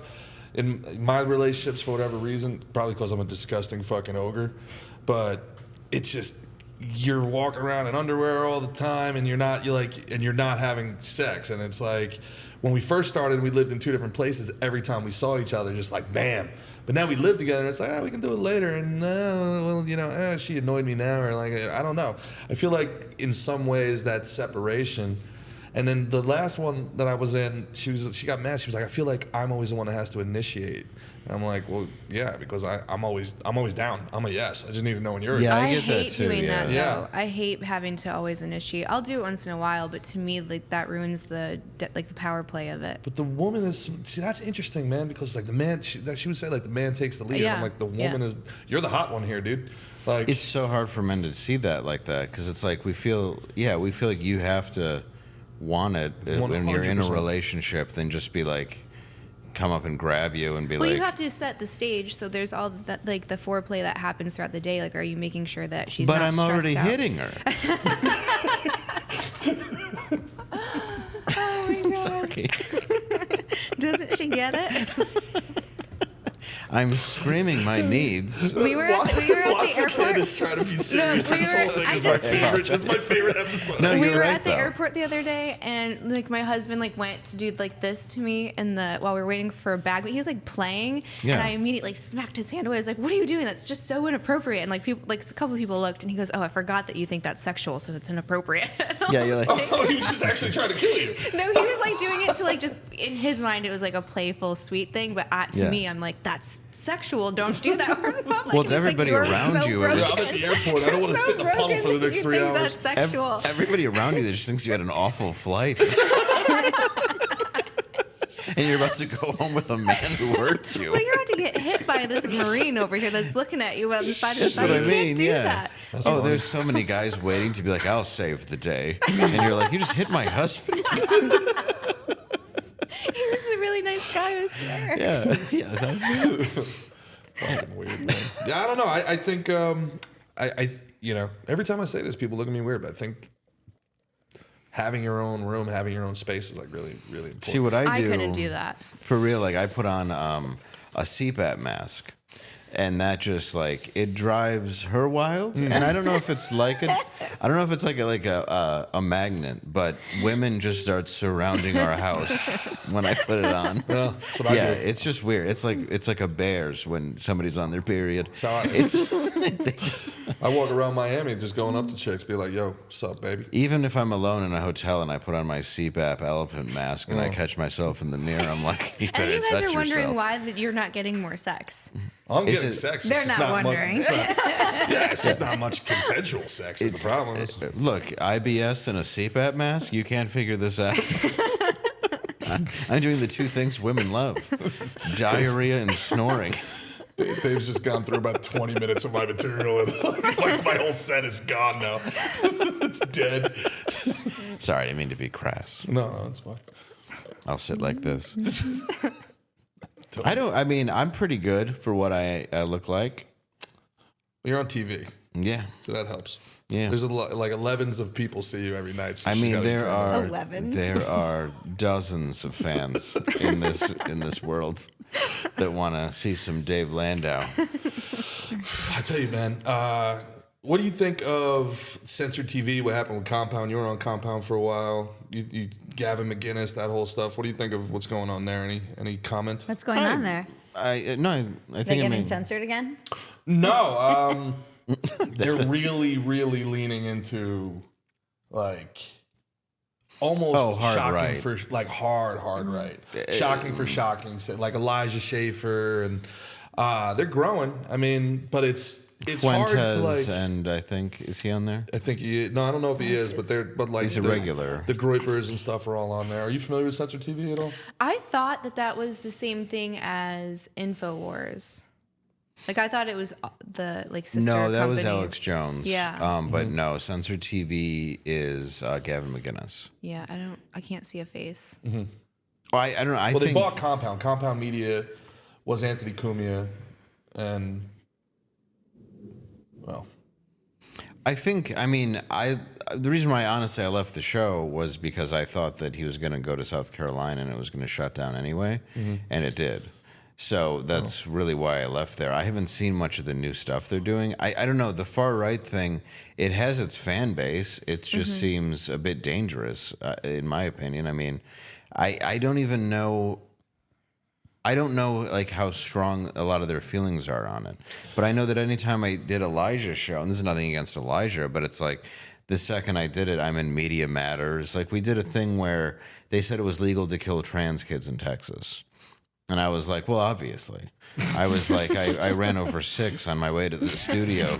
And like, I just made a bunch of jokes about how I had a tackle box of weapons just to murder trans kids. Yeah. So like, but it was obviously like just mocking the idea that anyone would assume that would be legal. But then they clip it out, and then they tell you like they're joking about killing trans. And it's like that's not at all what I'm doing. I'm joking about the fact that you would be dumb enough to think that it's legal to murder someone who's a child that's trans. So it's like I think there's so many people hunting that I can't imagine. I don't know. I think it's a very rough way to go, but I could be wrong. Because you think people they just don't see that it's a joke. Like they don't see the obvious thing. It's not always a joke, though. You know, like that's for them. Yeah, for them. Like, and Gavin has a huge following, and you know, I know Gavin, and there's a lot of people who see it that way. But it's definitely a hard line in the sand to draw, and Gavin's experienced a lot of pushback. I've watched it the whole time. I mean, when the Proud Boys got called out, which was way over the top, and then when he got in trouble for. Me, Mike Malice, and Gavin were on Anthony's show, and Anthony was off that day, and we're like, maybe you shouldn't wear a katana or bring a katana with Asian glasses into Times Square right now. And then the next day, it was a fake one, obviously, but then the next day was like this Proud Boys carrying a weapon through Times Square in New York. Like, it just seems like a very dangerous road to go down. But I mean, if they're willing to, they're willing to, I guess. I don't agree with it. Yeah, it seems I think it's kind of what you were saying earlier, in an effort to push back against the woke things that have become like so anti-woke. But a lot of it is just like, like this is like legit racist. This is legit. And it's like using comedy, the overcorrection in comedy of like there's not all criticism is wrong in saying that you're just using comedy to be cruel. If you're just like a low-hanging fruit joke that's like. A roast is supposed to be out of love. That's not, you know, and even experiencing this myself, I think it was something I always had to work against or be aware of was, am I reacting because I'm feeling rejected? Like, that's a very powerful force. Am I reacting because I'm feeling rejected? I'm feeling rejected by my comedian friends who aren't following me. I'm feeling rejected by the dominant culture that I thought I was part of and then realized that I no longer am. When your tribe kind of kicks you out or you realize that you're the people you thought were your friends weren't your friends. This has happened to people all across the board since really 2015, I feel like, in increasing ways. And I see a lot of people who get, like, they just go from one extreme to the other. I was never an extremist, so it wasn't like I was some left-wing activist who became a right-wing activist, because I'm just not inherently an activist. So I think you see a lot of that, but it was something I had to be aware of, was how much of this is just me feeling rejected and reacting, like being reactive. And wow, that's such a good point. I never considered it that way. That's really interesting. Because there is a lot, especially in this business. This business is 99% rejection. As somebody that's never been rejected once in their life, rejection, how would you describe rejection to us? How would we describe rejection? Rejection is when somebody doesn't want you.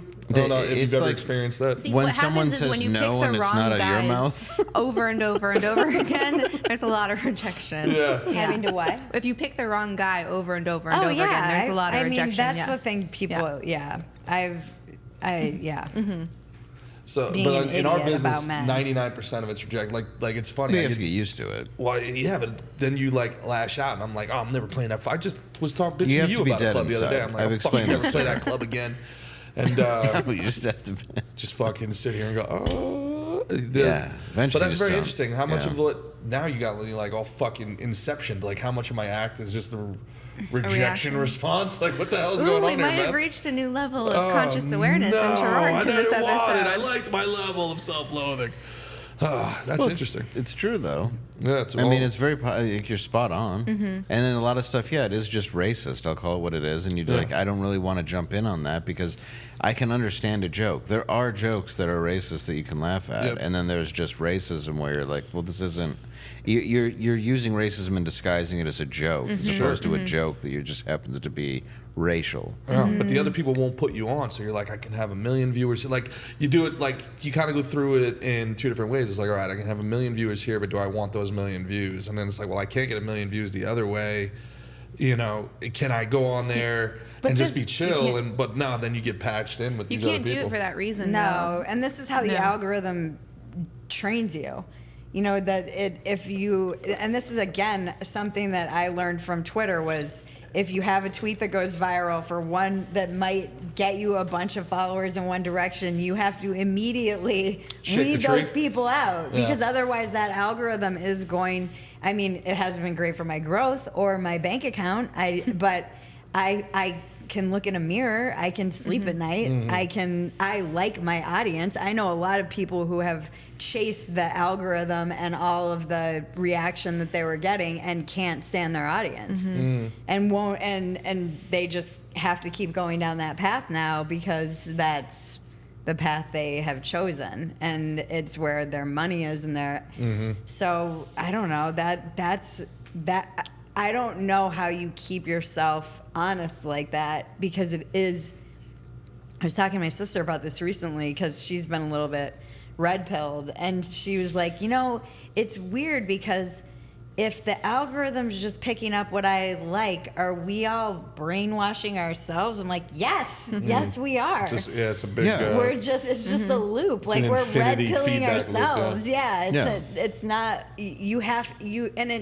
I don't think, even as self-aware and conscious as I am, the algorithm knows me better than I know my fucking self, which is crazy. So even trying to be aware and conscious and not fall prey to those things, I'm still absolutely going to fall prey to those things. Well, it's not even if you don't know yourself, I think, but I get exactly what you're saying, but it is just feeding you. It's feeding you everything that it thinks you want, to the point where you're disconnected from everything else going on. I mean, it's a great way to keep people kind of blind, is if they can't see everything else. Because if you talk to somebody else's feed, it's like, is your whole thing rescuing dogs? My thing's rescuing dogs.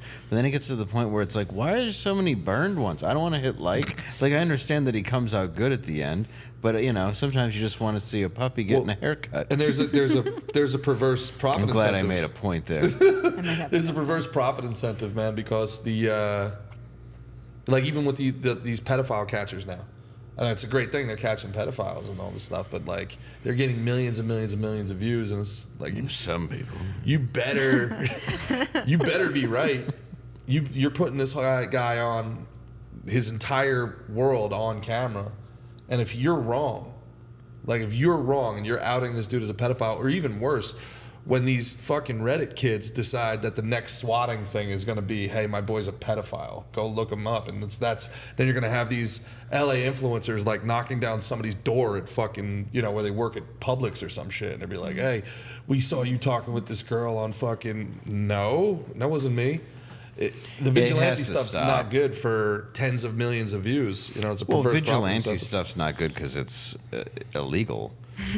Really? Well, there's a lot of things that are illegal that are pretty good, buddy. Oh, no, I realize that, but I mean, yeah, you're right. But I mean, people shouldn't be doing it. I do agree with the pedo. Like, if you have that solid evidence and you call the guy out and other people aren't doing their jobs, I think it's important.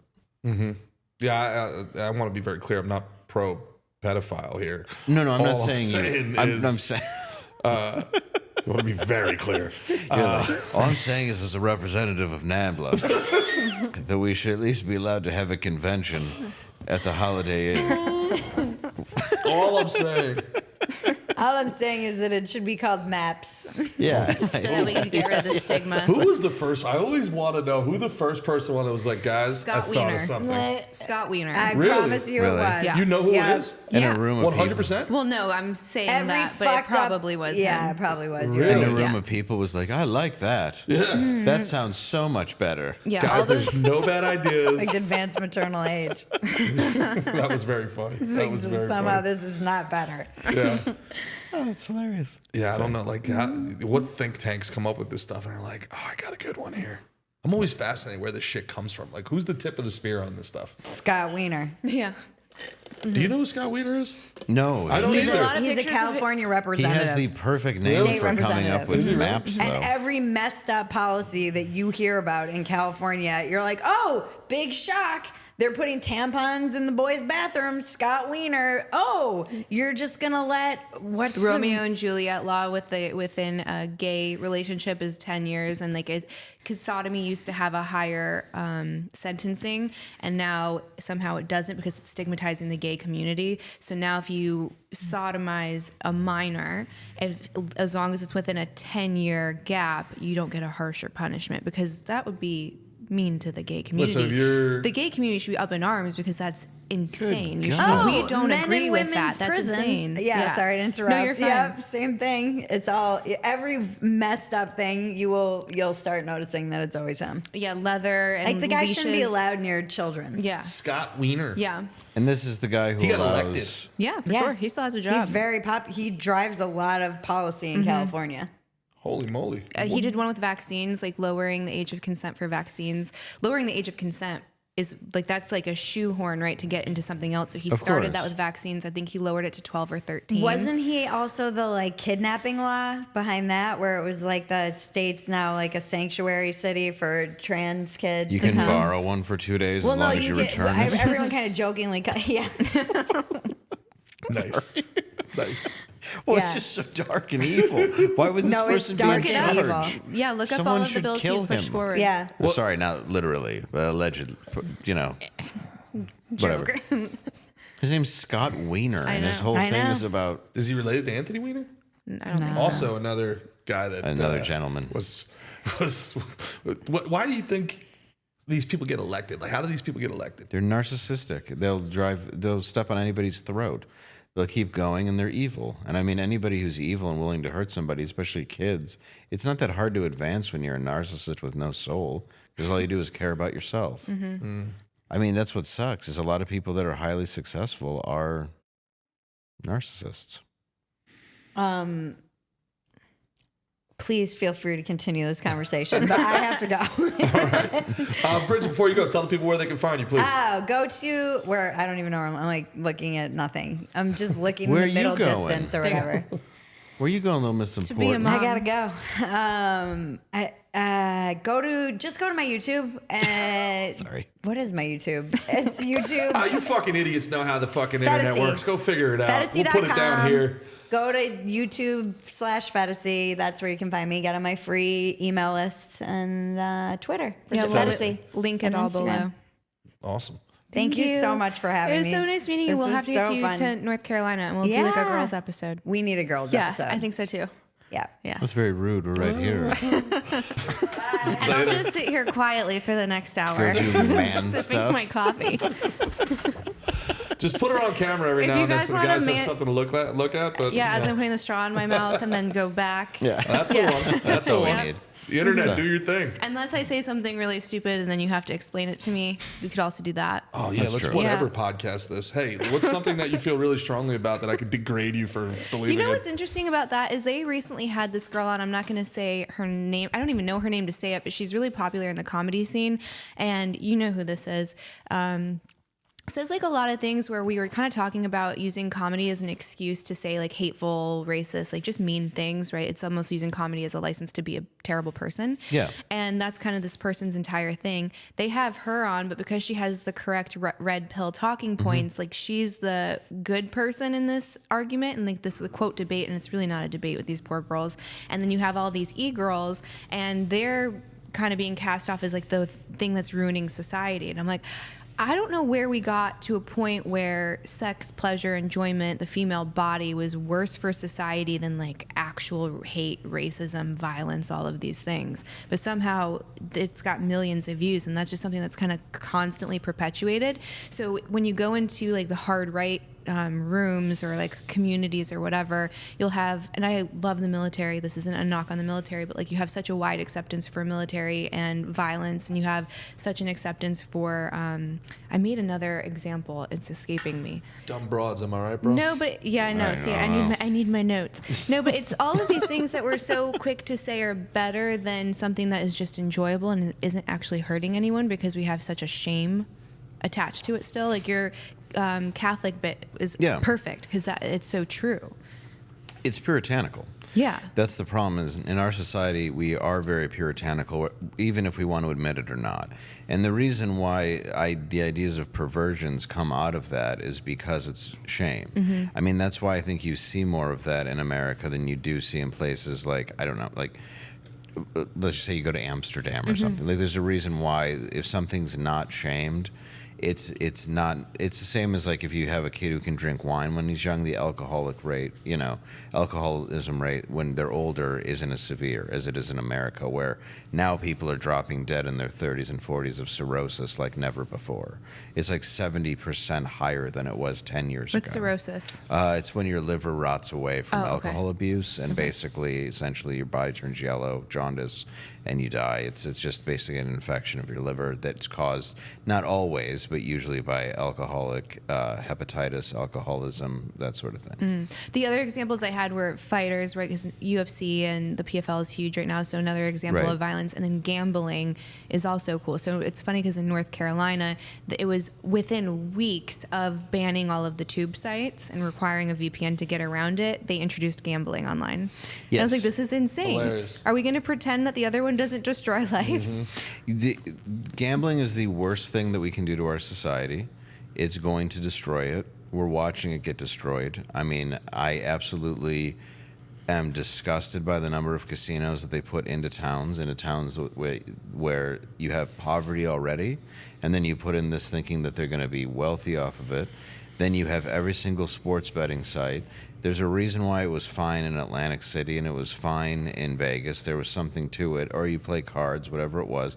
This complete gambling now, there's more people who spend money on sports booking than they do on investing. Whoa. And that brings us to this episode's sponsor, BetUS.com. Go to BetUS.com and use code S&T for 20% off of your first deposit. I don't know if they're gonna like that. And join our daily fantasy leagues. Well, that's for Gerard versus Evil. Not that they're bad. Listen, somebody's going to take your money, society. guys. Somebody's going to take your money. Let BetUS take your money, because, they give some of it to us. Look, so, it's good. Some of you can gamble responsibly. I'm not saying that you shouldn't go out there and enjoy yourself. Dude, I actually agree with you. I think, especially as a former athlete, it's already happening. The rigging stuff is already happening. It's already happening at lower levels. It's like rampant across Europe. The lower levels of soccer in Europe, like there's these major levels. I don't know if you guys know how European soccer works. I know you're a big sports fan. But there's like minor league levels, but the teams can go up into the big leagues. And there's so many like old Russian oligarch oil people, and there's so many of these basically mobsters that they buy these teams and they're like, oh, I want my team in the first division. And the other teams are just like, well, we can make that happen, buddy. Mm-hmm. And they just rig these games, like entire seasons.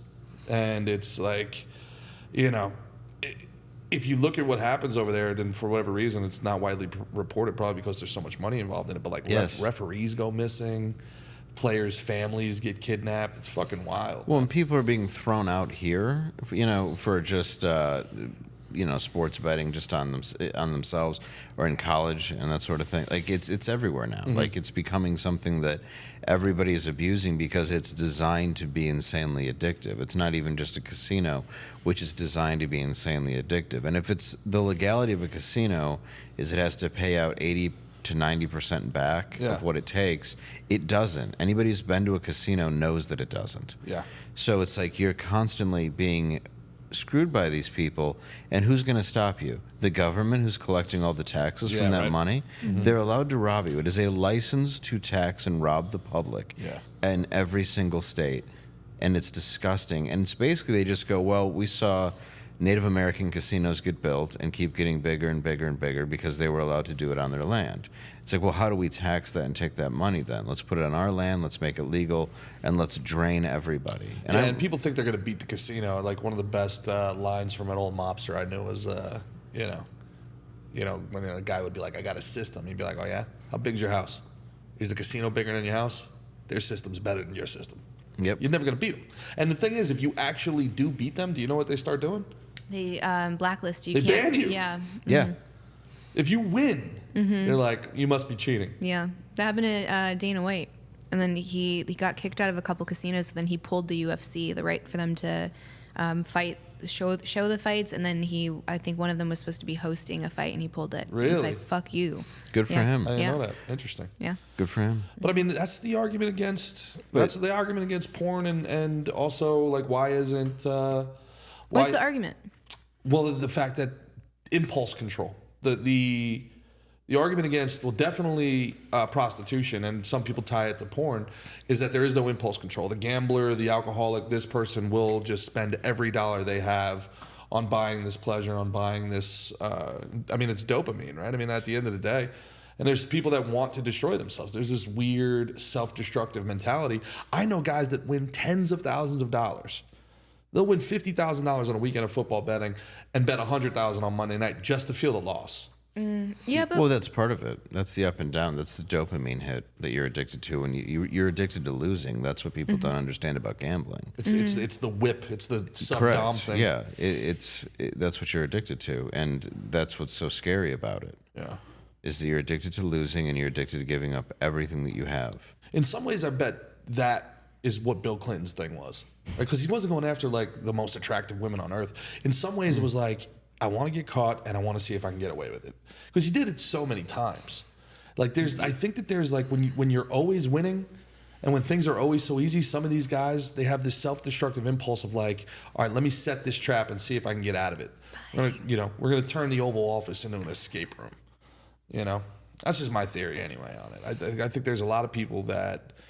And again, my time in minor league baseball kind of informs this, where some guys, especially with the guys that thought they weren't going to make it, they start picking up an addiction, or they start picking up alcoholism, or they start cheating on their wife. And maybe it's a stress reaction, but also I just think there's something like giving myself an out. Like it's very, very hard to say, man, I just wasn't good enough. It's easy to be like, oh, if I had just stopped drinking, or oh man, if I never did drugs. And then people are like, oh, you were still good, but you had this thing. And it makes you a victim in some ways. Whereas if you're just not good enough, you're not a victim. You're just not good enough, man. Yeah, sure, that definitely exists. But I always say that it's not the government's job to help you figure that out, right? Like if it's impulse control or whatever it might be, that's for you to sort out. And there's always going to be something else. If you take away the thing that's like their first choice, there's going to be a second, third, fourth, and fifth, right? They're not going to stop because it's a personality thing. Well, and to take away porn and then replace it with gambling is absurd. Insane. Yeah, it makes no sense whatsoever. And that's up to people who can sit there and say, okay, well, that's wrong. It's like, okay, well, biblically, if you want to break it down, then you can look at gambling in the sense of, okay, don't do that. And people say there's nothing that says don't gamble necessarily in the Bible. But there is plenty of things that say, like this person loses so you can win. That's the entire thing. Yeah, no usury. And then there's literally a prostitute, or at least, what we're supposed to believe is a prostitute, where he's just like, yeah, don't do that. You're better than that. It's not. But, you're fine. It's okay. Yeah, come be my wife. Yeah. And realistically, it's not, we shame that so much harder than something that's very much defined as the sin of greed, the deadly sin of greed. And to people with gambling, that's greed in its highest form, going against desperation.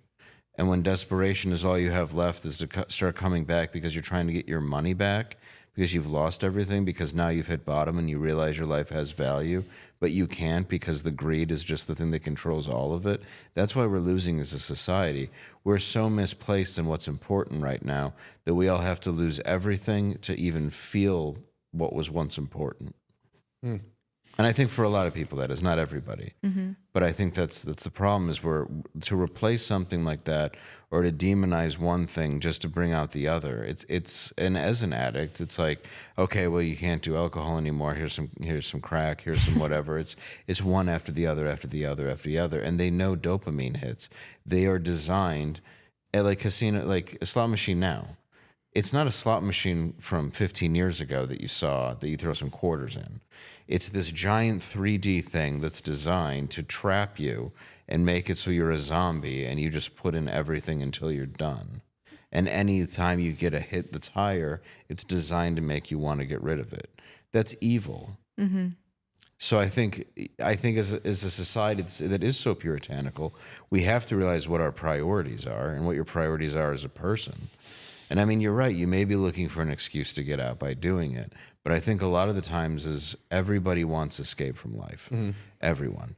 And when you hand somebody something that can be that detrimental, as opposed to just going to a movie, that's when I think you start seeing all the anger and the hate and the things that we're seeing now. Yeah, it's a spiral.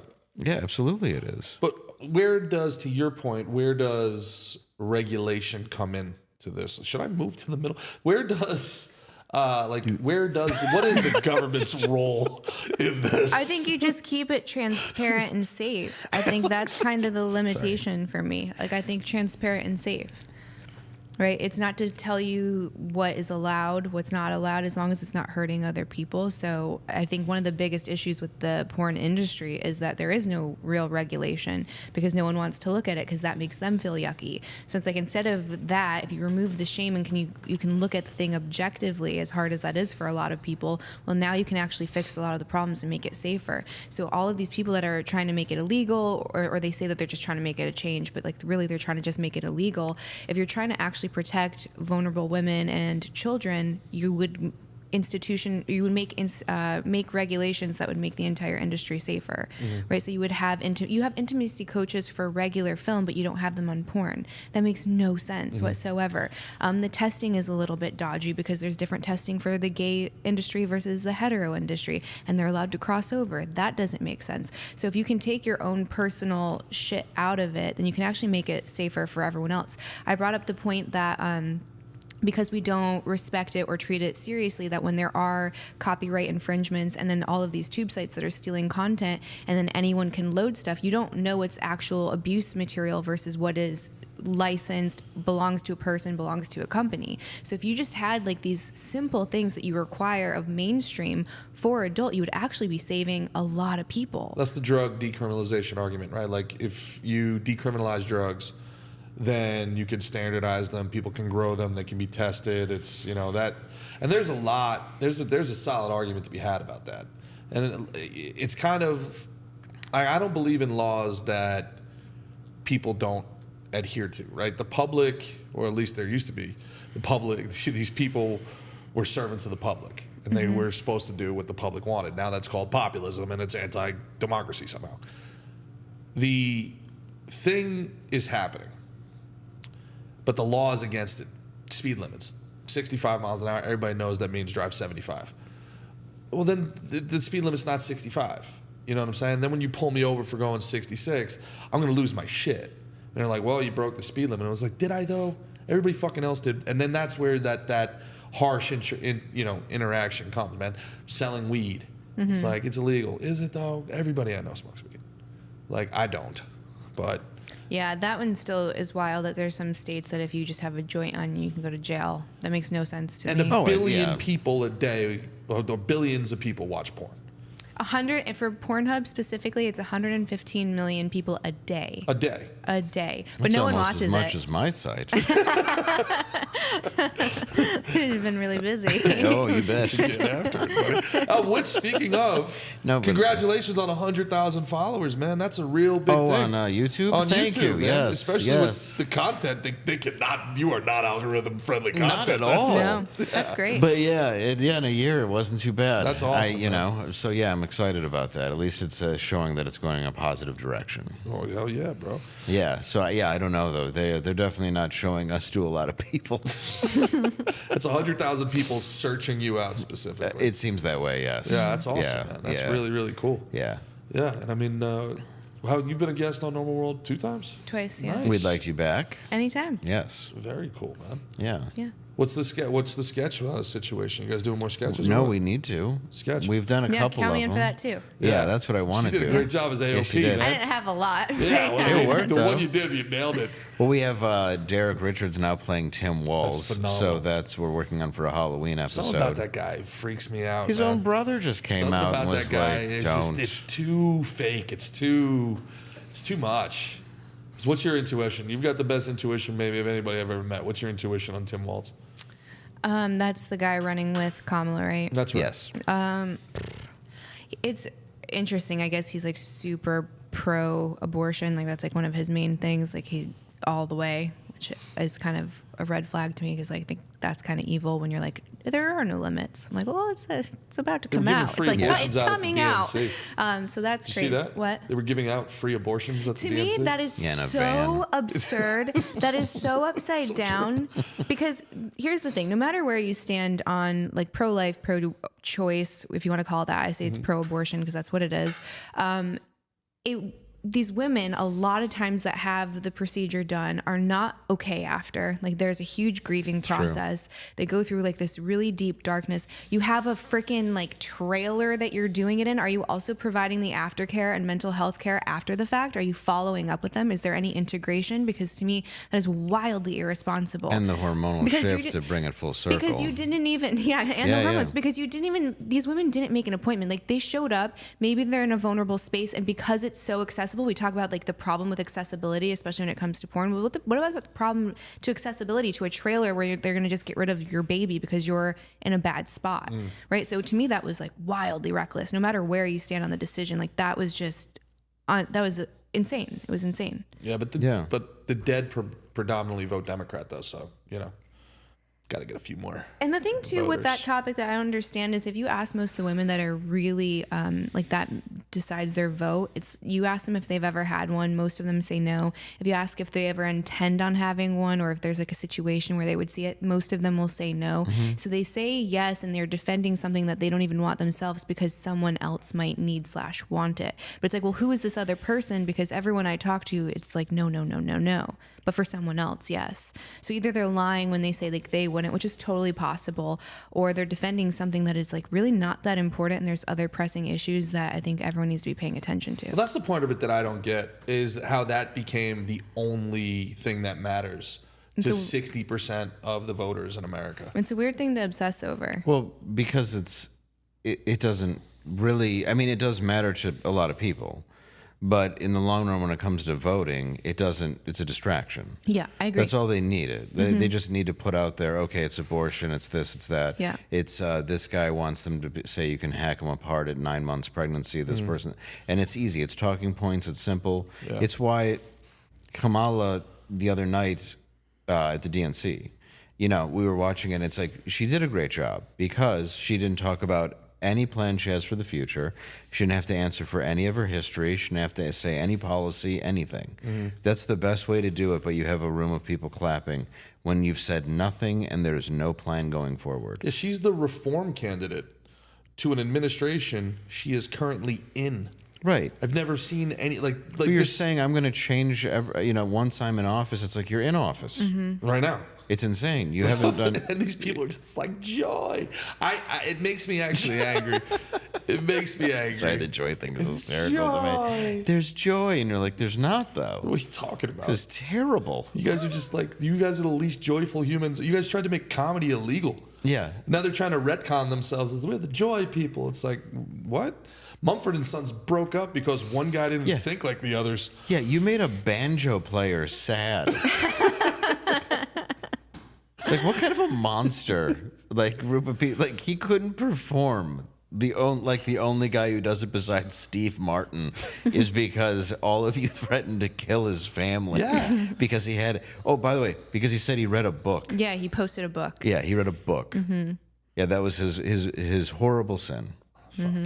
And it was a Thomas Sowell book, wasn't it? Yeah. So it's a black author, but Right. it's like the wrong kind of black. Right. It's just, but yeah, they want to look at it as like an Uncle Tom as opposed to somebody who's a free thinker. And, and again, that's what books are for. It's your choice to take what you want from them. Getting somebody else's opinion. People didn't read. A lot of people read Mein Kampf. It wasn't because they were trying to get the recipe. You know, it's because they wanted to see like what this was about. Yeah. You know, scholars. There's a reason it exists. But I think that's why it's brought up so much. And for me, I find it very strange for any guy to run around with this zero abortion policy. It's insane to me, as I think it's insane for somebody else to run around like there's no limits to this whatsoever. It's not. And I've gotten in a lot of shit on conservative podcasts, but it's like, you're going to tell me that somebody has to keep a rape baby, and I've won an argument on that, but it's the reality. Probably cost you your job, eh? Like, well, close. But the reality is like, okay, the whole idea is to defend this person that's all of a sudden inside them that they didn't necessarily want, and what that takes. It's like, well, what about that person? This wasn't a person who that had happened to them, who they had to deal with this, and now you want them to carry it out? And my whole argument was, I know a woman who had a baby who was brutally raped and didn't have the choice, but raised the child, doesn't know, you know, and I think that's wonderful. It's a poster child for why you could keep the baby. But you know what? She would have liked to have the choice. And that matters more to me, that she has that choice, than it does that somebody else can just win an election by saying that they're for something. When really, at the end of the day, you can't control it. And people talk about it like, oh, you think there'll be back alley abortions, there'll be this. Yes, there will be. And then you go, well, it's only 0.01% of all of them. Okay, well, how many people is that? Yeah. Again, it's no longer about the individual. It's like, so you're still willing to kill off this many people for your opinion to supposedly save this many people. And I know it might sound confusing, but that's because the whole thing is confusing. Well, no, it's the ultimate Kafka trap. There's no winning it. There's arguments to be made on both sides, and I'm like, oh, good point. No, good point. And it is. It's kind of like the absolutist of it. Well, it's murder. Versus like, you know, the baby is victimless here. The baby didn't do anything to you. And I'm like, yeah, I kind of see it both ways, man. But even when it's you're talking about a troubled pregnancy that they know is a high percentile of killing the mother, and now you're saying that they can't do anything about that. Well, I don't think that's in any state. I think that's not true. Is that not true? Yeah. I hope it's not. No, that's a talking point to scare people, but there's never been like a point where there was like an ectopic pregnancy or one that was going to risk the mother's life. Is that true? Yeah. Good. Okay. Then I've only heard it as a talking point. So like I said, I hear stuff from both sides so much being on a news show that it's hard to decipher what's real or not. No, yeah. That one, if it's medical reasons, that's legal. And absolutely everywhere. should be. You should be, for yeah, sure. and I'm glad that is. Yeah. Well, we're almost at 2 hours. All right, let's wrap her up. Do you want to like pitch away, like where people can follow you, support you? You can watch my show Normal World on YouTube or Blaze TV. Subscribe using the code NORMAL. You can get a heck of a discount. It's brought to you by. No, I'm just. Out of all the things we're going to bleep out in this episode, that's going to be the one. I know that's going to be the one get that has to bleeped go. out. I didn't know you had a gambling sponsor. I apologize. No, I don't give a shit. Also, you can check out. They know who I am. Yeah. They made their decision. Right, they made a choice. I personally don't have a gambling sponsor. It's just my morals. But you can also go to davelandau.com. You can see me at upcoming tour dates. Yeah, that's about it. I don't really have much more to promote than that. Dave, you are the man. Thank you so much for taking some time, man. Oh, thank you for having Yeah, me. and thanks for Please. letting us come see you yesterday. It was so fun. Oh, you guys are awesome. Thank you so much for coming. Yeah. Yeah, and Bridget was great. We love you, Bridget. Thank you. Yeah, you were thank really you, cool. Bridge. Make sure you follow these folks, man. And thanks for this cool studio we have here in Austin on the road. The Chatting with Candace, Gerard versus Michael Scissorsode.